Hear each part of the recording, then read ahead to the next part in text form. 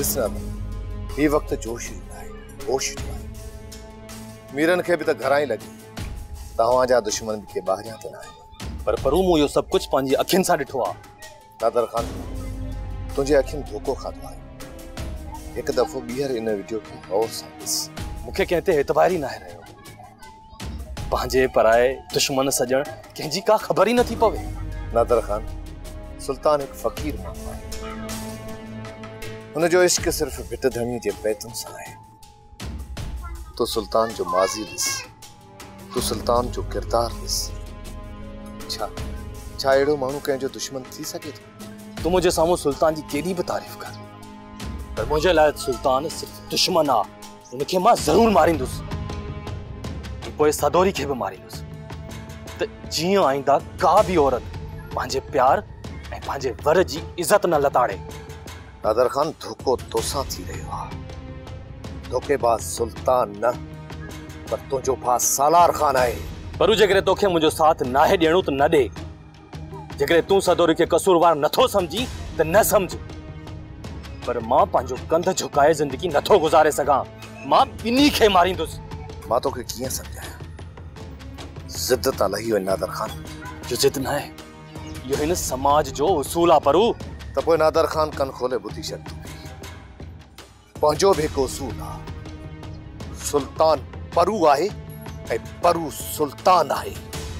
त पोइ नादर खान तोखे ॿ टे खून करणा पवंदा जेसिताईं ही परू जीअरो आहे न त तूं सदोरी ऐं सुल्तान खे उफ़ बि नथो करे सघीं।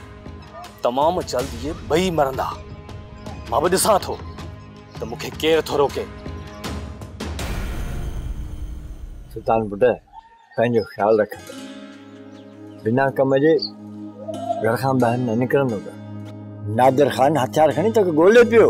कुल नफ़्सन ज़ाइक़तुल मौत हर माण्हू खे मौत जो ज़ाइक़ो चखणो आहे।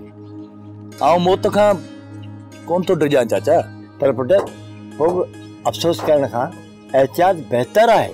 चाचा आउं साख सां थो चवां त मूं सदोरी जो कमरो नाहे ॾिठो रुगो इहे कपिड़ा मुंहिंजा उहे कपिड़ा जेकी मुरादी गुम कया आहिनि ऐं वारदात करण खां पोइ वरी हिते छॾे वई आहे। इन जो मतिलबु त इन साज़िश में मुरादी शामिल आहे।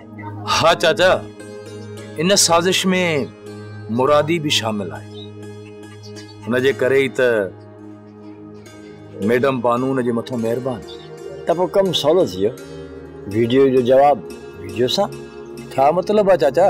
तव्हां बि मुरादी खां बयानु वठो ऐं मुरादी खे सच क़बूल करण ते मजबूर कयो। जेकॾहिं सच न ॻाल्हाए न निड़ीअ ते न ॾियोसि मुंहिंजी तव्हांखे इजाज़त आहे। बसि तूं ऐं परू रुगो हक़ीक़त ज़ाहिर कयो। ठीक है चाचा मां ॾिसां थो मुरादी।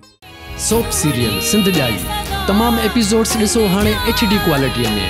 विज़िट करियो असांजो YouTube channel Sindh TV HD drama. Subscribe कयो असांजो official YouTube channel Sindh TV HD drama ऐं वधीक अपडेट लाइ बेल आइकन खे क्लिक करियो।